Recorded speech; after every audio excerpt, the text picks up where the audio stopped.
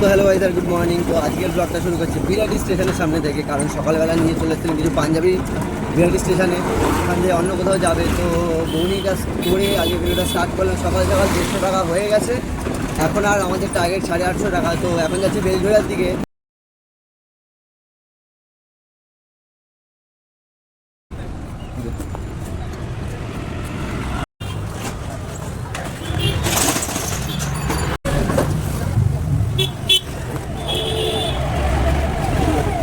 তো গাইজ এখন যাবো রেলগেটের ওপারে, কারণ এপারে দেখছি একদম রাস্তা ফাঁকা। তো ওপারে দেখি কি হয়, যাই এখন রেলগেটের ওপারে।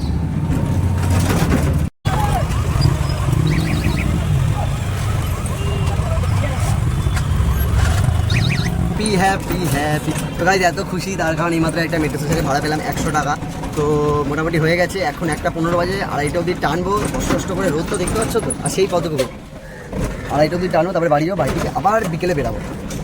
দাদা কী ভেবেছিলে বেরাবো না? বেরিয়ে গেছি, 4টে বাজে আর বেরিয়ে গেছি। গাইজ রোদটা দেখতে পাচ্ছ,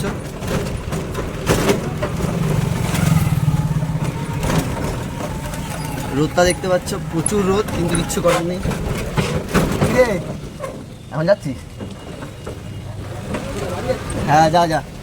তো এখন একজন বাড়ি যাচ্ছে আমাদের একটা বন্ধু।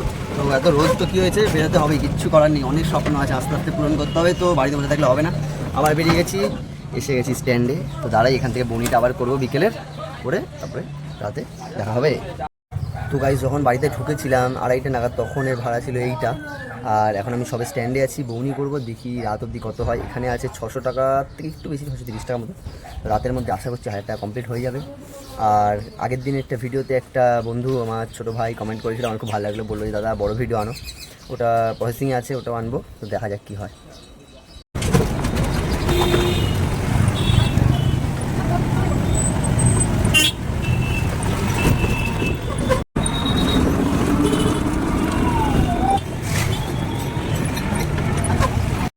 তো গাইজ মোটামুটি হয়ে গেছে, তো আর 50 টাকাই বাকি আছে। তো গরম প্রচণ্ড লাগছে, আর এখন আছি বেলঘড়িয়া ব্রিজে।